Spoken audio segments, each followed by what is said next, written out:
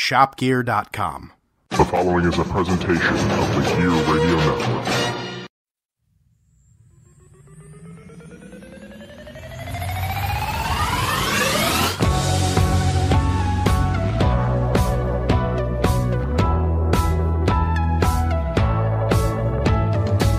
You're listening to the Sabrecast, brought to you by Better Live Than Dead. And now your hosts, Brayton Wilson and Ryan Wolfe. And with that, we welcome you. Episode number 10, Season 1, Episode 10 of the Sabrecast. This is the Eliminationcast today. We take a page out of the books from the Better Live Than Dead podcast, and we give it a name and throw cast at the end of it. With that being said, I'll introduce myself. I am Ryan Wolfe at WolfeBLTD on Twitter, joined on the other side of the microphone, Brayton Wilson at BJ Wilson WGR. Brayton, how you doing on this, I would say, kind of blustery Sunday, but it's actually really nice out. It's blustery, but it's really, really nice outside. If you get the chance to go outside today, do some stuff outside because it's a nice spring day to go out and maybe take a walk like I did, or do some chores around the yard or whatever. It's a little overcast. The wind can kind of bite a little, but I was up at 7:00 this morning out at the gym, driving around, getting some coffee, getting some stuff done around the house. My whole day's already done, and it's not even noon yet. So, hey, I'm not mad about it at all. It's a pretty good time. But speaking of not good times, a good transition here. I'm always good. I'm always one of the best at disappointing you with the transitions here. For the 8th consecutive season, officially, the Buffalo Sabres will not be headed to the Stanley Cup Playoffs. It is the second longest drought in the National Hockey League, only behind Carolina, who at the time of podcasting sits in the first wildcard spot with 89 points in 74 games. They have a 5-point lead clear of Columbus, who is currently the first team out in the wild card with 84 points. Although it's tight there. It looks like, honestly, Carolina might make it in as long as they don't step on their own beanbag here, if you will. They should be good. So we're looking potentially staring down the barrel of the Buffalo Sabres being the longest tenured team out of the playoffs, essentially now becoming the Buffalo Bills of the National Hockey League. So Brayton, off the bat, I can't think of the word I wanted to say. The Buffalo Sabres, 31, 34, and 9, 71 points in 74 games. They're 1-8-1 in their last 10. They've lost 2 straight. What are you thinking about this team as the season starts to kind of wrap up? How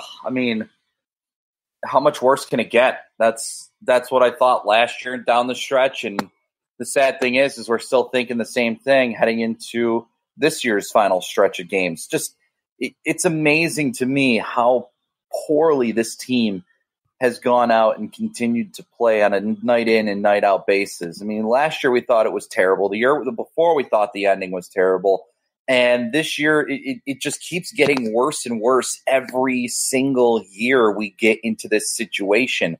This team goes out there and it looks like they're not exactly bought into the situation. They, the second that a goal goes in against them, their head starts hanging. They start to, get down on themselves. It's frustrating. It's annoying to see that this team, once again, for a third consecutive year, can't put a string together or put anything really together at the end of the season to find themselves in a positive situation before, they close out a season. And yeah, I understand missing the playoffs sucks, and missing out on the opportunity to get to the postseason to win a Stanley Cup, it sucks. But the way that this year has gone and the way that it's collapsed, now we've gotten to this point again where it's like, all right, there's 9 games left in the season. How much worse can it get from here on out? Looking at it, the Buffalo Sabres have improved on last season. There's no doubt about it. Last year, they had 62 points in 82 games. They only scored 199 goals, allowed 280 goals, which seems insane. This year, they're on pace to allow, they've got 8 games left. If they allow, 3 goals a game on the high side, they're still going to sit lower than last season. I'm trying to math in my head. It's not working very well, but so they're scoring a lot more. They're allowing a little less in terms of goals, but there's not really much of a silver lining. I mean, honestly, like looking at the seasons since the NHL went to the new divisions and the Buffalo Sabres moved from the Northeast to the Atlantic, this will be the first time, unless there is a late push from Detroit, which I don't think that's going to happen.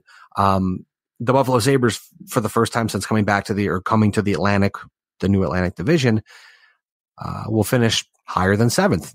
They finished 8th, 7th, 8th, and 8th. So they'll finish 6th. There's some silver lining there. But again, aside from that, I mean, coming into the season off of a 62-point season, and you're talking 71 points in 74 games, it's not the improvement that you want to see. There's, I mean, obviously no doubt about it. That goes without being said, but someone has to say it. The Buffalo Sabres are horrible on the road. They're 11-21-5 this year. They got to figure that out. At home, they're 20-13-4, which is, I mean, not great, but it's respectable. It seems to me still we're talking about the same old situation every single time we talk on this podcast, Brayton. It always seems like I don't know if Phil Housley is a good or bad coach, but here's what I think. Phil Housley's message clearly isn't getting across. We know that. But is it falling on deaf ears like it was with Dan Bylsma, where the players were just like, no, we're literally not doing what you tell us to do because we don't like what you're doing? Or is Housley coming across the board with a game plan that doesn't work, or is Housley coming across with a game plan that's too complex? And I know it sounds stupid. You're a professional hockey player. You've been playing hockey your whole life. You're getting paid millions of dollars to play a child's game, but I get that. But if the message is too complex, you have to kind of make it work for your team. And again, it doesn't seem like that's working for the team. And I always go back to the point this season when Housley called the team soft and said, this performance for this team was soft. The team has been bad since then. I mean, they've been bad since the 10-game win streak. We had pointed out on Twitter, Matt Beauvais points out on Twitter, he's from WKBW, since the 10-game win streak on November 27th, the Sabres have won 13 of 49 games. That's incredibly bad. I mean, that there's no like what happened there where that message fell flat. I mean, they dealt with some injuries on the back end. The timely scoring dried up a little. I mean, you still look at the offense, you look at the offensive numbers. Jack Eichel, Sam Reinhart, Jeff Skinner, even Rasmus Dahlin are having great seasons. Rasmus Ristolainen has put up 39 points in 74 games, but then again, his defense kind of may take away from that. Connor Sherry has turned his season around really with 13 goals and 32 points in 70 games, about what you would expect out of a guy like Sherry. Maybe you want a little more, but that will come in time, you hope. And even Jason Palmaville, Evan Rodriguez are having really good seasons, respectively, for what they're expected to be doing. But it's still not working. We've seen the goaltending breakdown where Hutton was hot and then went through a rough stretch. Ullmark was hot, went through a rough stretch. I know I'm kind of going on here, Brayton, but my thought is, again, at the core, is the message falling on deaf ears, or is the message too much? Are you asking too much of the wrong players, or are you just making it too hard for them where you're saying, I want you to be a stay-at-home defenseman, but it's like, no, my strength is like with Zach Bogosian, for instance. Maybe you want him to stay at home on the blue line, but his strength is skating with the puck and his strength is his skating. So if he's got that, utilize it. Stuff like that, where I'm kind of, I sit back and I think about it and I try to figure out what exactly the problem is. Because again, and this will lead me to my next point here, which I definitely want to get your thoughts on. I know it's not good. There's nothing in the books. I know in the unwritten rules of sports, you always say, bring a coach in, you want to give him at least 3 seasons, 3 or 4 years, get his message across and figure it out. But here's the thing. You usually see an uptick in production or an uptick in wins, an uptick in performance, all that stuff. You haven't seen that with the Buffalo Sabres. And if you decide it doesn't work, you have to pull the plug. I mean, we've talked about it before. I feel like we've talked about it so many times on this podcast, and a lot of people have talked about it as well.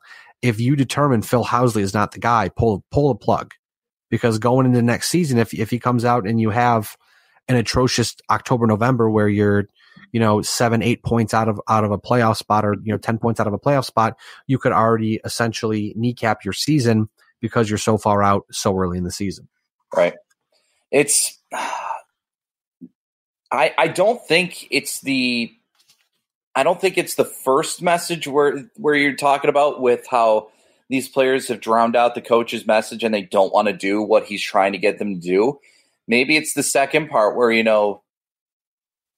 these guys, they get the message, they go out there and do it in practice, but then the second that they go out and try to do it in a game, it just seems way too hard for them to be able to do, so complex, and they're not able to get it done. I think if there's any one of the two that you have to pick between, I think it's that one, because in practice they certainly execute. They do what they need to do, and they have good practices. It's just when they go out to game action and try to execute what they work on in practice and what they're trying to get done, it seems like they can't get it done. They just don't. I don't know what it is. I don't know if it's just the players that's the problem, or if the system is what the problem is. It's really difficult to try and figure out what exactly is going on with this team and why it's not working for them. But when you're looking at what has to happen next for the situation moving forward in the offseason, you either got to get more players that fit the system, which, and are able to execute, which I think that Jason Botterill has done since he took over and since he hired Phil Housley, or, you got to find somebody that can bring in a system that is going to work for your players. And I think there's a little bit of both that needs to happen. I think you need to have the right system. You need to have the right players for that system. And there's no doubting that this Sabres team has the talent to be a good hockey team. I just think that, there are certain players here that don't fit what Buffalo is about, what they want to execute.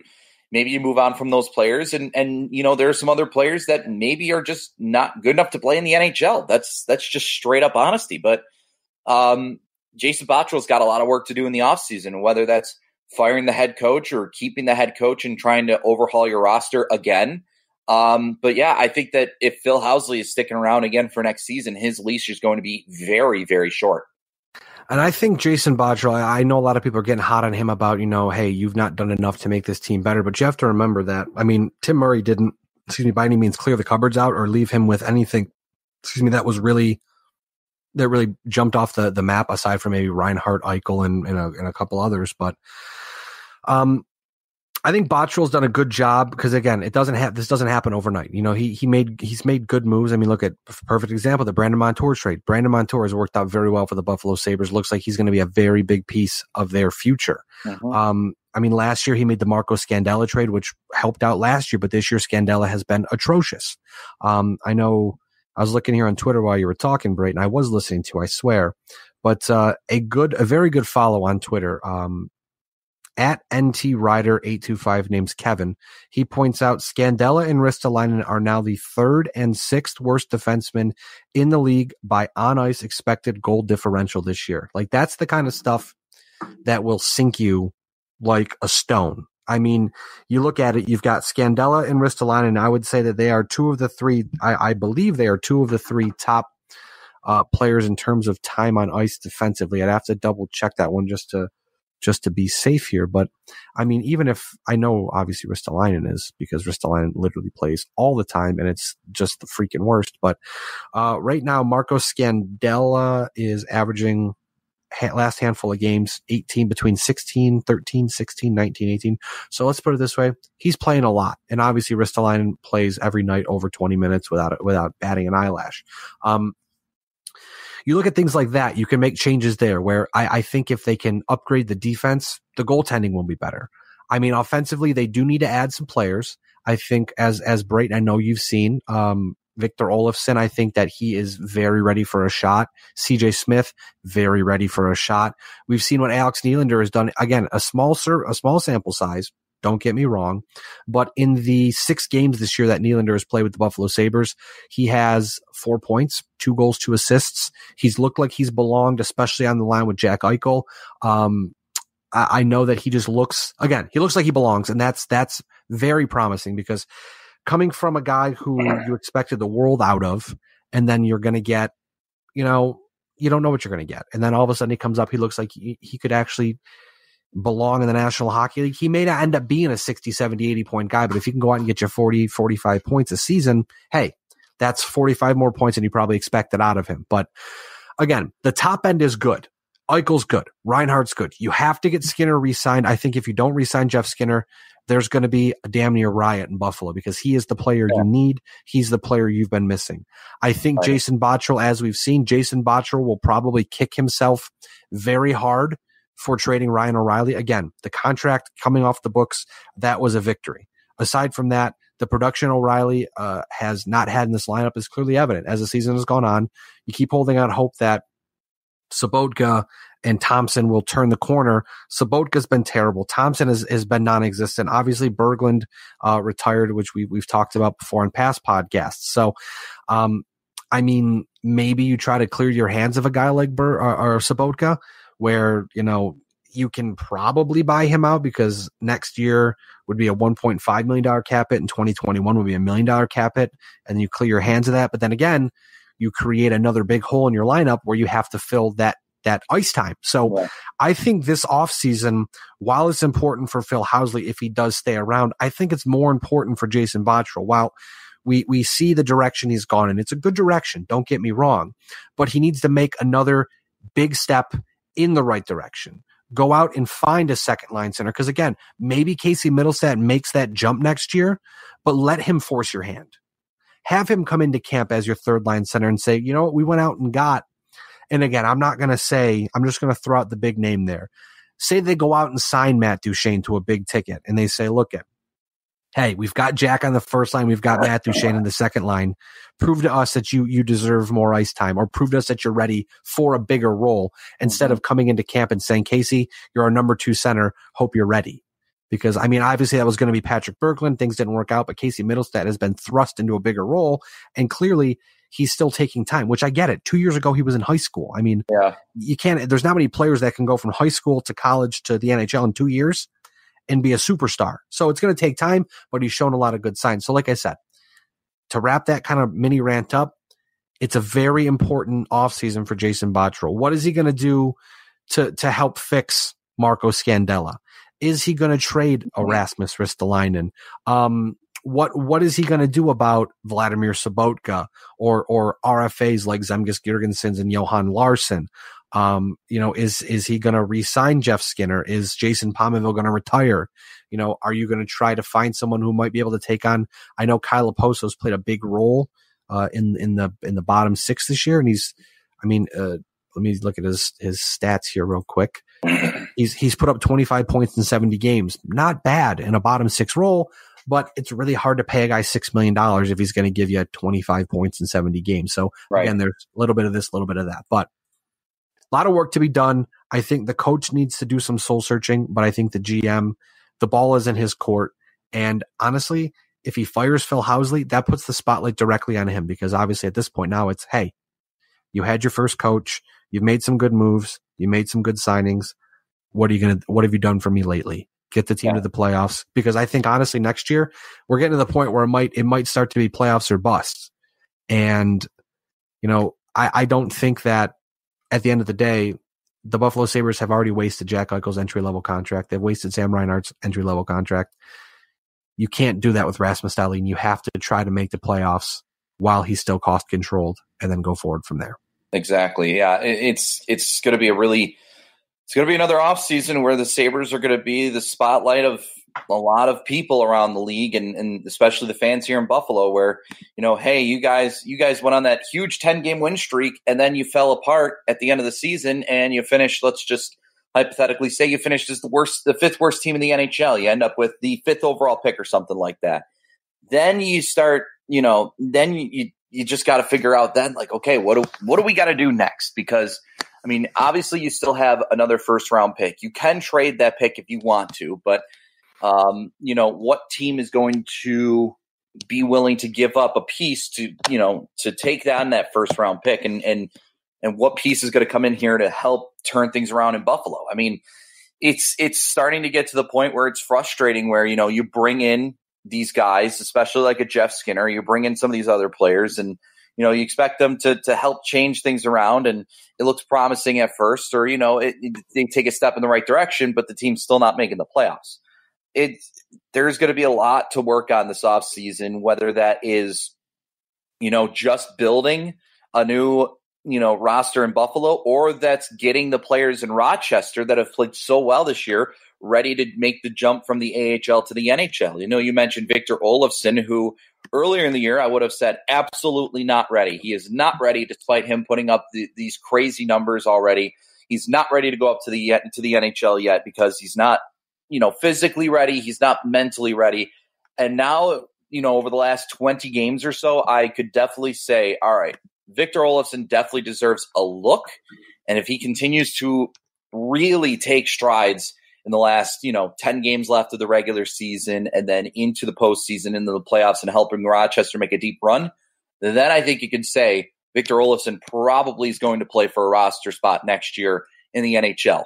CJ Smith, I mean, he's got to get a new contract, I think, but he's another guy that I think that his play this year is very much so deserving of a chance at an NHL roster spot again next year. And I think that he probably should be playing in the NHL next year, just with the way that he sees the ice and the way that he plays so well. You look at a guy like Alex Nylander, a guy that I thought at the beginning of the season should have been in Buffalo. He should have been playing with the Sabres right off the bat over a guy like Tage Thompson, who I didn't think had the greatest of preseasons. He was how do I want to describe Tage Thompson?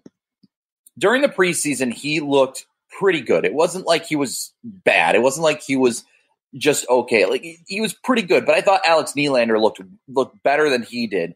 And I think that he had deserved a roster spot over Tage Thompson. Then Thompson makes the team, has to sit for a while, and they wanted to develop him by him watching video and all that kind of stuff. But and it got a little better for a little bit, but then after a while he regressed a little bit more, and he's kind of in this holding pattern where he's in and out of the lineup, and he's really not getting the chances that he probably should be getting in the AHL at the NHL level. And I think that if he goes down to the AHL at this point, he should be able to dominate. If he doesn't go down to the AHL and dominate and be better than most other players, then, you've got something wrong here with Tage Thompson, and maybe you got to evaluate that and see, what went wrong with Tage Thompson this season and try and correct that moving forward. But certainly it was a situation where, he might be one of your focal points of the Ryan O'Reilly trade, depending on how the Brandon Montour trade works out and what pick goes to Anaheim,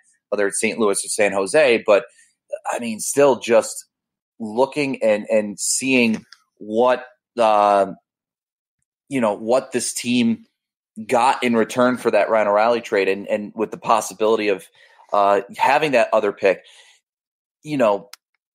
obviously Vladimir Sobotka and Patrick Berglund were kind of cap situations where St. Louis wanted to get rid of cap to bring in Ryan O'Reilly, and those two guys had to be part of the deal. That's fine. Berglund obviously didn't work out, and Sobotka's Vladimir Sobotka. People were saying before he even came here that, defensively, he's better defensively than offensively, but he tries to do too much offensively, and that is not really good. But there's just a lot that needs to be worked on this offseason. There's got to be a lot of retooling. Maybe a new coach has to come in, and if Phil Housley gets fired, the center, the focal point now turns to Jason Botterill. And okay, you went through one coach, he lasted 2 years. Now you bring in another coach. How is he going to do? And I mean, if you're looking at coaches out there, there's plenty of names out there. There's Joel Quenneville, there's Alain Vigneault, maybe a guy like Bruce Boudreau who becomes available if the Wild miss the playoffs or if they get eliminated in the first round of the playoffs with ease again. But another name that I think that could very well be in consideration for a head coaching job in the NHL next year is Chris Taylor, because I think he's done a remarkable job in the American Hockey League with the Rochester Americans. I think that he has the respect of Jason Botterill, and Botterill knows what type of coach he is and what he can bring. And maybe these past 2 years was more of a developmental thing for Botterill as he, takes his time in the AHL, develops the players down there, gets the respect of those players, and maybe as those players start to come up, Jason Botterill makes the move to bring Chris Taylor up as well. And, maybe these guys all grow with one another and they grow together and maybe that'll work that way. But I think Jason Botterill has done what he's said he was going to do with the whole development, standpoint of, hey, we're going to build a team in Rochester, a successful team in Rochester before we build a successful team in the NHL. He has done that. He has had 2 seasons now where they are playoff teams. They have the chance to make deep runs in the playoffs. Obviously, last year was a very big disappointment with being swept in the first round. But this year should be a year where they can get into the second round and possibly make a run into the third round. They should be able to get there. And if they lose again in the first round, certainly it'll be disappointing. But nonetheless, this Rochester Americans team so far through the regular season, they won their 40th game of the season last night. And, they haven't won 40 games since the 2012-2013 season. So, that's a huge turnaround for this organization that has had recently been, kind of forgotten about under the regime of Tim Murray. And now they're starting to turn things around. They have the pieces. They have some of the prospects that have been in the system for a while now playing for them, and they're starting to put up results. And I think that's very positive to see. Well, I was going to say, you stole my point. I had it popped up on Twitter, and I was going to say, look at someone, some joke on Twitter said this, but then it was you, so you took it from me. It's okay, because it brings me over to the next point. I feel like that response was very, long-winded, but you're okay. You're okay, because I actually wanted to transition over to the Americans, but the one thing I want to mention real quick too is my thought as well. The one thing we've seen this season with how the Buffalo Sabres have played hockey pace-wise is that the Sabres have guys who can burn. For sure. But the system Phil Housley has them playing in does not allow them to do that for the most part. You'll see Eichel light it up. You'll see Skinner light it up. I know Reinhardt's a little slower, but sometimes you'll see him get going. Bogosian, Dahlin, guys like that, where they're able to skate real well and use it to their advantage. But again, I think the system suppresses that. So whether it's Housley, whether it's Chris Taylor, whether it's someone else coaching the Buffalo Sabres next season, and again, Brayton, I'm on the same page as you are. I thought that when Chris Taylor became the coach of the Americans, I thought, oh boy, here we go again. They're going to bring in someone who played for the team so they can kind of, hey, we'll sell some extra tickets because we have Chris Taylor, ex big popular ex Amherst, whatever, but he has really turned into I think, and maybe it's just the homer being, that we are first line seeing Chris Taylor do this, but I really think he's a hot coaching prospect coming up because of what he's been able to do with the young kids in Rochester. And that, again, that may be attractive. I certainly think that, I certainly think that Chris Taylor being successful in Rochester has made Phil Housley's seat a little hotter because you've got a guy in house who, again, Botterill made sure to bring him over from the Baby Penguins when he came over from Pittsburgh himself. So, it was one of those things where he handpicked him. It wasn't like, Taylor was already there or whatever. But the Amherst play today, Sunday the 24th against Toronto, which is interesting because that could be their playoff opponent right now. It would be the playoff opponent. So this is a pretty big matchup for Rochester. As you said, they've had a great season. They're 40-21-3-2, 85 points. They've got a 5-point lead over Toronto. They're 5 points behind Syracuse. They both have 10 games remaining. Syracuse and Rochester do. To point out the thing you mentioned about CJ Smith, he is a restricted free agent after this season, 24 years old. Smith has had an incredible year, 53 points in 53 games, 24 goals, 29 assists. He looks ready for the show. I don't know if he'll be able to do that in Buffalo, but if CJ Smith can score 10, 15 goals next year in Buffalo, that would be huge. Same with Victor Olofsson. In 63 games, he's 27 points, 29 assists, 56 points. I think he certainly could be a guy who he may either step in and have no problem, or if he has a slight problem, he can really rely on his shot. That's the nice thing, is that at the end of the day, Victor Olofsson has that nasty seeing eye shot. And I just want to jump in real quick about Olofsson. What's also impressive about him is I mean, he scored 27 goals last year in the Swedish Hockey League. He was the leading goal scorer in a league that hadn't had a goal scorer have 25 goals in about 3 years. He scored 27 goals, led the entire league, and came to the American Hockey League, came to North America, had barely ever played any hockey on North American ice, and his transition seems so seamless. And he just looks like he belongs in not only the American Hockey League, but even now maybe in the NHL.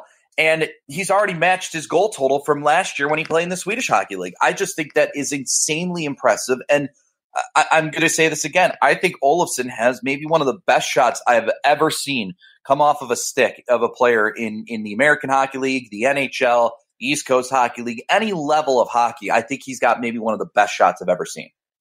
Looking at his statistics here, I mean, it's also very, very nice to see that he's only shooting 15%, which, I mean, that's relatively high.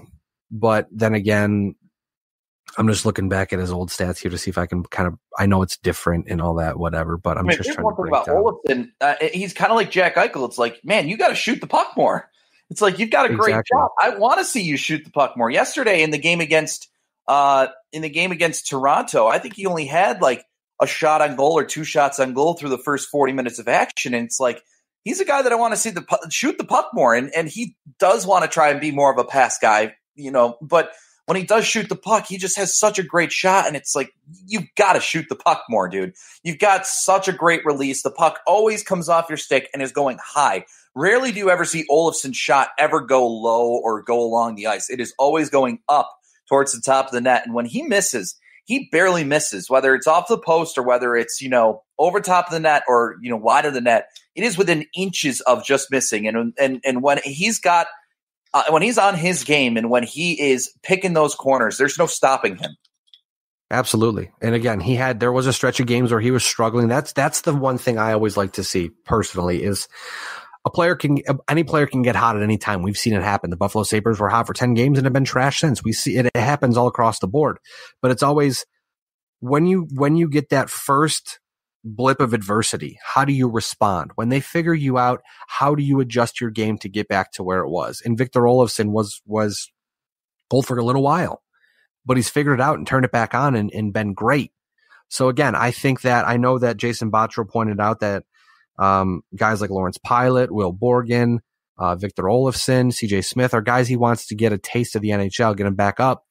I really think that I think CJ Smith, you can at least pencil him in to the mid-6, second or third line next season easily, just because what more can he do in Rochester, Right. But with Victor Olofsson, they may play the long game, but it's very, very, very easy for Olofsson to come into camp, have a killer camp, or go out and get a couple highlight reel goals like he has in Rochester so far and really force the Sabres' hand where the Sabres say, hey, we can't send this kid down. Or, hey, if we send you down, keep doing this in Rochester and you'll be back up by Thanksgiving. I certainly think that his time in Rochester has come and gone. Same with a guy like you mentioned, Lawrence Pilot. I think Lawrence Pilot probably is a numbers guy this year where if the Sabres didn't have approximately 75 NHL ready defensemen on their active roster in Buffalo, Pilot would have been up. I mean, if Casey Nelson wasn't in Buffalo, Pilot would have been up because it's just tough when you have at one point they had 9 or 10 NHL defensemen in Buffalo at the same time after injuries and all that.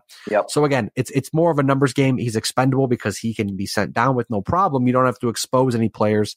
And I even though Phil Housley has neglected Casey Nelson, in my personal opinion, there is something there. They like what he does, and when he plays, they like how he plays, but they don't play him enough, in my opinion. But Matt Hunwick is also around as well, so I guess he takes precedent, whatever. But right, the Rochester Americans are something we'll keep an eye on. We'll certainly we can continue to podcast because it's not only the Sabrecast, but it can be the Americast too. We can change the name. I don't care. We'll do what we have to do to make it happen because we want to talk about some good hockey. And hey, if the Sabres are going to be bad, at least the Americans are going to be good, and we can talk about the prospects down there. But really, I mean, honestly, that for me, Brayton, that's really it. I don't know is there anything else that you would like to address in the podcast this week before we call it a day? Well, I mean, I'm just still trying to process what exactly I want to see from the Sabres in the last 9 games, 8 games left in the season, just because, again, as I mentioned right off the top of the podcast, like lately I've been thinking, how much worse can it get? But I'm trying to process it and say, okay, what more can we want to see from this team heading into the end of the season? Do we want to see Rasmus Dahlin continue to take the next strides and steps and just play well in his rookie season, continue to put up points? Do we want to see Jack Eichel continue to score, maybe hit the 30-goal mark? Do we want to see Jeff Skinner get to the 40-goal mark? I mean, those are just the little things that I think at this point we have to try and take a positive thought with, but it's kind of difficult because of the way this team has been so bad for just a long while now. And I'm interested to see what happens and what unfolds this offseason, because I mean, if Phil Housley's going to get fired, it's going to be interesting to see what the next step is with the coaching staff and, how things work. But I mean, obviously if Phil sticks around, they might try and overhaul the coaching staff underneath him, but it's, I don't know. We'll see what happens. But hey, I mean, at least the positive thing is we have the Amerks, and if you get the chance to watch the Amerks, do it. They're going to be on the NHL Network today at 5:00. And then if you get a chance to get like the discounted AHL TV package, I'd highly recommend people to do that, because this team, if they can make it past the second round, they're probably going to run into a juggernaut of a team in the Charlotte Checkers. But I mean, heck, if they get to the third round this year, that's huge strides for not only the Amerks organization overall, but for head coach Chris Taylor. Absolutely. And like I said, it's I've neglected the Amerks. Unfortunately, I've been going through some busy stretches of time. Even the Sabres at points in times like lately, it's hard to watch. They're so bad, but the Amerks are a lot of fun to watch. I remember I was hanging out with you, Brayton, over at ESPN Rochester last weekend, and that's those Charlotte Checkers, man. They look freaking tough to beat. But hey, you know what? Playoffs are a different monster. You can't predict the ball. Everyone's talking about the Tampa Bay Lightning being incredibly, incredibly good this year, which they are, but Stanley Cup playoffs could roll around and they could lose in the first round. Do I think they will? No, I'm not going to predict that because I'm not crazy, but we've seen crazier things happen. So again, last handful of games, let's keep watching Alex Dielander play, keep him up till the playoffs, send him down to Rochester. I want to see Tage Thompson with the Amerks in the playoffs so they can make it work. Load up for the stretch run and see what happens, but we'll be around. We'll chat about it. You can hear this podcast as usual on Google Play Music, on iTunes, Spotify, iHeartRadio, YouTube, wherever you can get a podcast. You get this podcast. Let us know if not, and we'll get it there for you. I am Ryan Wolfe. Excuse me, I just got stuffed up there. I am Ryan Wolfe at Wolfe BLTD. Brayton is Brayton Wilson at BJ Wilson WGR on Twitter. You can hear him on the radio as well with the Amerks pre-intermission and post-game over on ESPN Rochester. Or listen online, whatever. You can check it out. It's pretty dope stuff. Like I said, I was there. A lot of fun to watch, and it gave me the podcasting itch again because I haven't done this in a while. So it's good to be back. Good to be talking to you guys. Brayton, we'll talk soon. We'll have a nice little podcast coming up. I think we're working on something to wrap up the season with a couple friends of ours, and maybe get a couple friends from the internet as well to do a couple more shows. So keep in touch. Our Twitters will let you know what's going on. We appreciate you sticking around. Megacast. Yeah, we'll have another Mega Sabrecast, something like that. But Brayton, I appreciate you joining me today. I appreciate you having me on as always, and love doing this every chance that we get. I know we're busy a lot, but it's always fun. Absolutely, we'll do it again soon. And again, we appreciate y'all listening. And unfortunately, let's go Buffalo. The preceding presentation has been brought to you by the Gear Network.